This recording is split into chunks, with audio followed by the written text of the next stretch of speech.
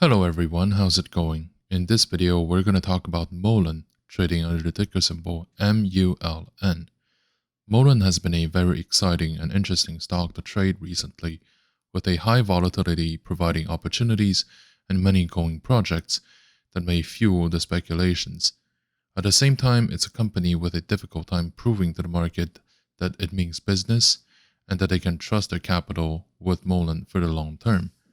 In this video, we will go through the latest fundamentals, the price actions, and my analysis as well as my recommendation to hopefully help you make the best decision possible.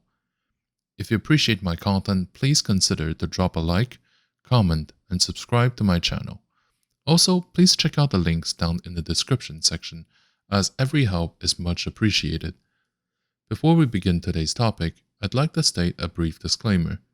My videos cover my opinions on the current events and what's likely going to happen in the future.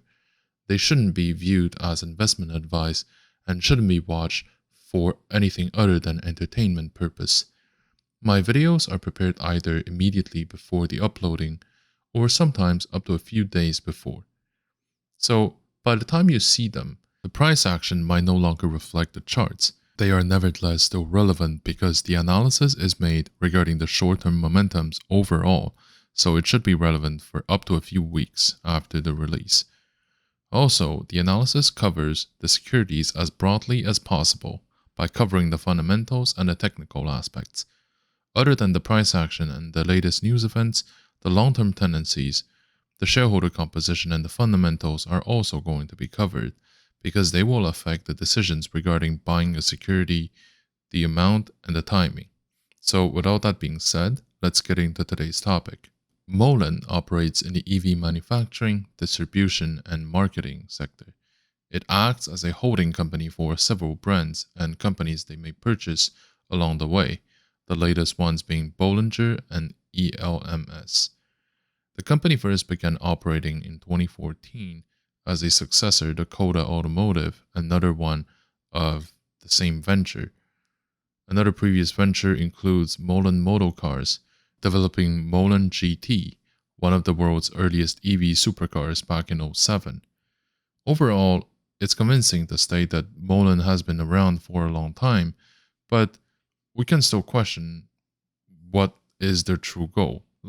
For example, the company has been known to have pretty dodgy associates and or shareholders. The CEO itself has been accused of more like a hustler than an entrepreneur.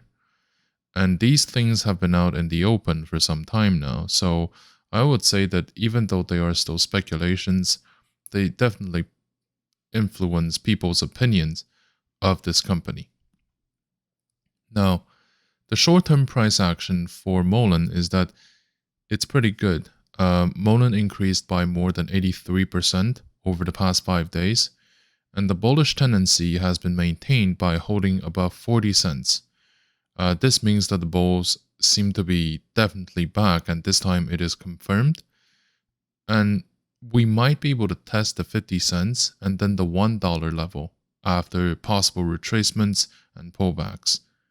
Overall, it is a good stock to trade, but to invest, I would say that it takes a bit more convincing. The short-term news are going to have by far the highest impacts, even if the effect might not last that long. In terms of long-term price action trends, despite the recent upward momentums, the company has been having a bearish trend over the past 5 years, having traded between $5 to $10 for years before peaking around 15 and finally landing at around the penny stock levels we are in right now.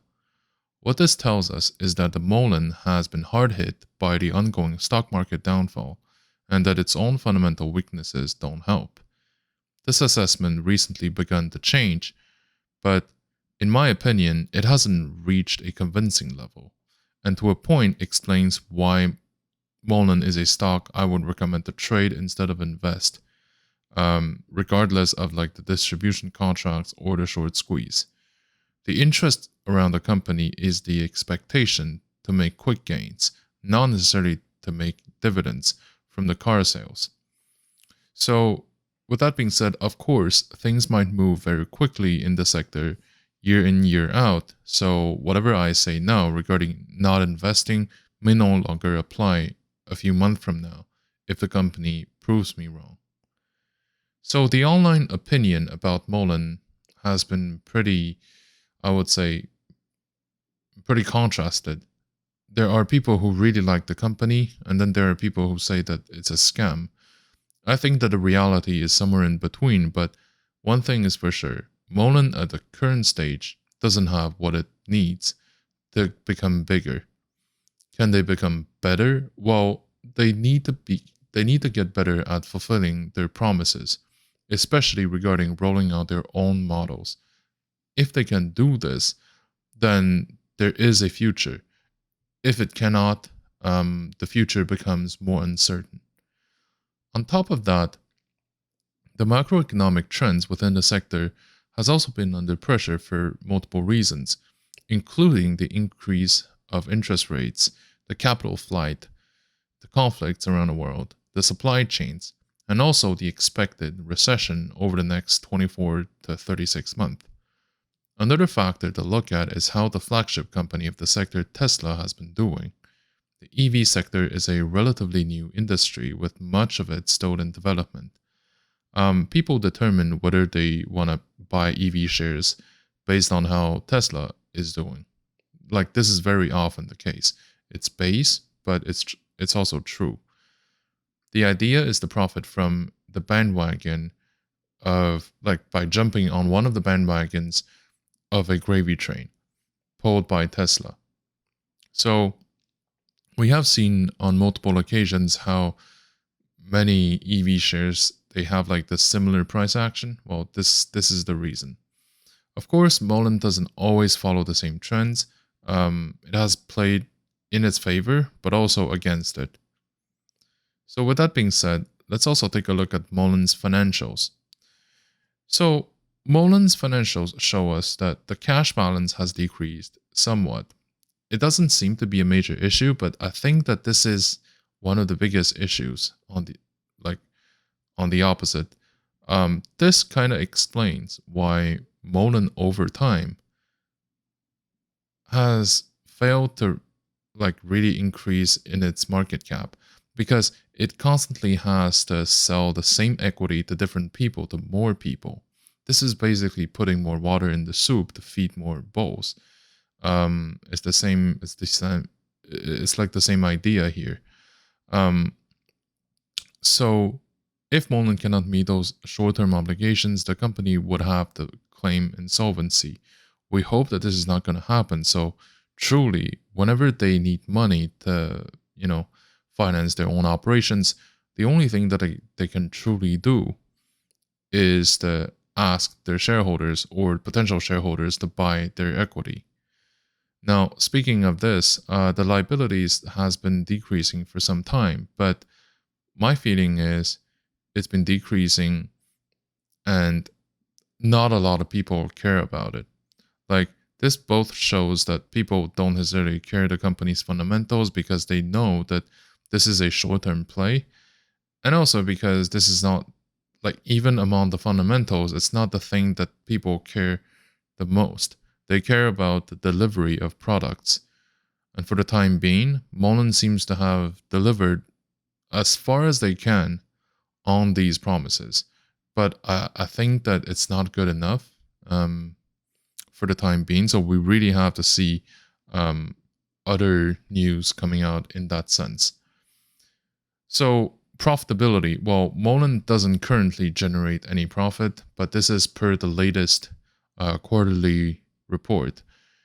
If we look at Q1 of 2023, then we might see something else. What is to be sure is that this is probably the biggest black hole of the company. This is what causes Mullen to dilute the shareholders time after time after time again. And this definitely needs to be changed. Of course, they're supposedly distributing IGOs in Europe.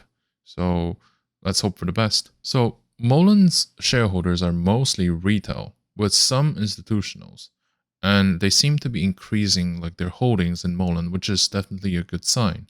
But I would say that as long as the number doesn't go above 25%, I would still believe that Mullen is a stock that's better for trading and not exactly for investment. Of course, it's not the only thing that I look at, but it's one of the main measurements in my book. So the major catalyst for now seems to be the short squeeze potentials. Can the company go higher up? Well, to be honest, it's highly likely because here's the thing. The company is currently trading for pennies, right? I mean, how much lower can you really go? And how many people are really willing to risk the equivalent of unlimited losses for, 26 cents or 40 cents even? Not that many, unless you think that Mullen is going to go belly up very soon. Doesn't seem to be the case over the next 6 months. So this is why I think that it's possible, it's truly possible that people are going to be able to take the stock to a much higher level. And it's partially because I think that the short sellers at some point, they might be compelled to redeem if it's above their entry point. Like if it's above their entry point. So I think that this is the major reason why some people might be compelled to buy it. Now, my recommendation for Mullen is that it's certainly not a stock for everyone. It's good to buy if you're comfortable at buying penny stocks and also believe that, short squeeze is possible and you have enough diversified holdings to hold to make sure that the balance of your portfolio doesn't get tipped over if this trade doesn't go in the direction that you wish. Other than that, I would say that now is a decent entry point because all things considered is still pretty low in the chart. And of course, don't risk too much of your money. So my recommendation would be below 1% of your portfolio.